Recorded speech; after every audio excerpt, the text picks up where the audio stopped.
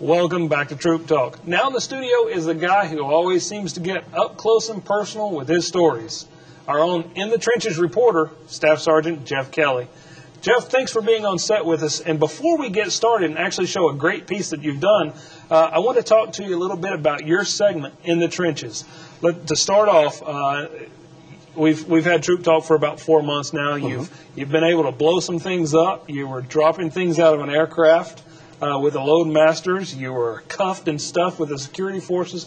What do you have in store for us this month? Well, after already being, like you said, nearly exploded and cuffed and stuffed and beaten up by our security forces, I had the courage to go back out again with our security forces personnel at Charleston Air Force Base, who are always a pleasure to work with.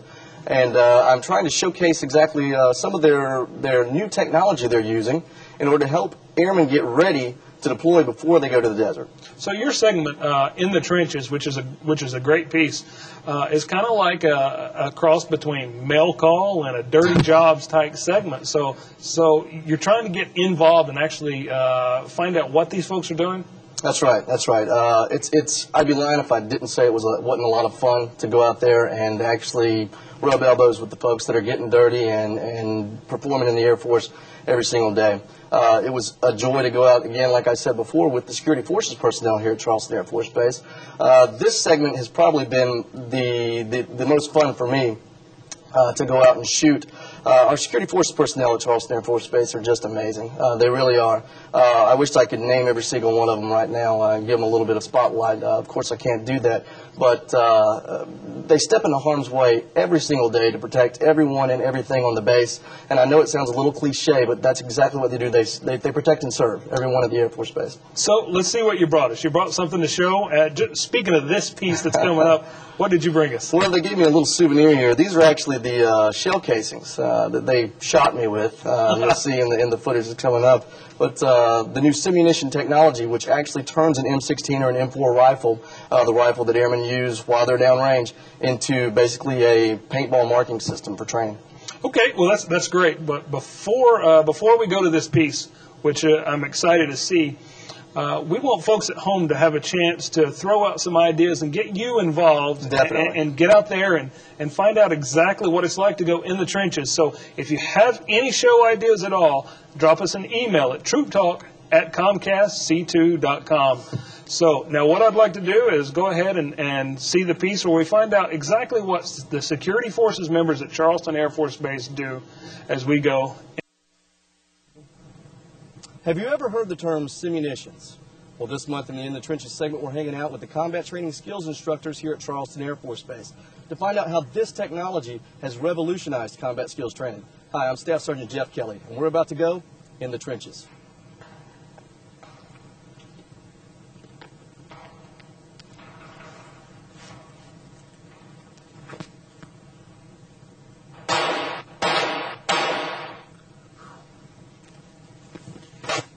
Just another day at the office.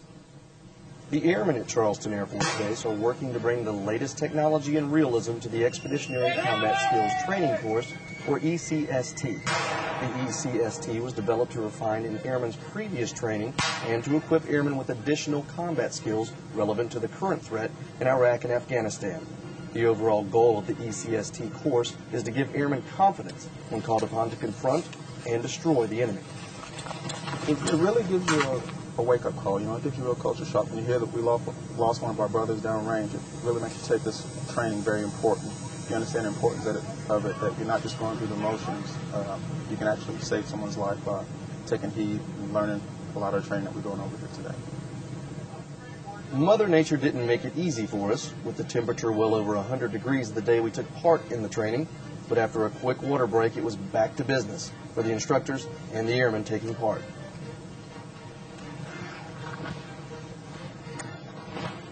The Expeditionary Combat Skills Training an airman goes through before they deploy is exactly this kind of skills training that's going to keep them safe once their boots hit the sand in the desert.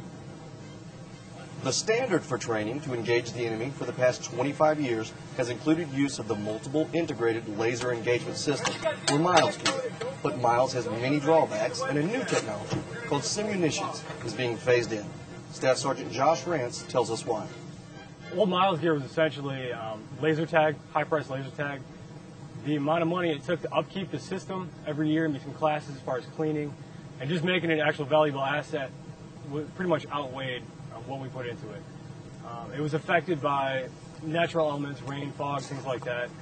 Also, in training areas where there's high levels of foliage, things like that, it's hard to get a good shot because it is lasers. Sometimes we'd have electrical issues as far as the alarms wouldn't go off, the sensor wouldn't be working properly. So basically, students, if they were engaging properly, still weren't hitting the target, and then it was basically giving them a false sense of accuracy with their weapons. Simunitions actually comes in various types of ammo. 5.56, which is what we use, and that goes in the M16 rifle, also in the M4 rifle that we use. You can also get it in a 9mm handgun, so it's basically good all over the spectrum of the weapons we have. The biggest thing with this is, one, it's a marking system, so it actually marks when you hit vital areas, things like that, also the pain penalty. As soon as you get hit, you know it. As opposed to previously with the Miles gear, an alarm would go off, you keep pushing through. If you hit it, we're going to know, and you're going to know also, so you can react accordingly. The training instructor can make sure the fighting scenarios are authentic, with grenades exploding, smoke billowing, and the simunition training ammunition that can give a little sting to the person who gets shot with it. When you're hit, you know you're hit. And these training scenarios make for better prepared airmen when they face the enemy. It's pretty scary, actually. It's better to train with an M4 or an M16 because that's a weapon that you'll probably see when you're out there in the real world, actually in a real deployment. So it's easier to spot that weapon. You can tell by the realism of the training that's going on behind me right now that this simunition technology allows for some very realistic training. And by the looks of this uniform, I'd be one very dead airman right now. Thank you for going in the trenches with me today. For Troop Talk, this is Staff Sergeant Jeff Kelly. Times have changed and times are strange.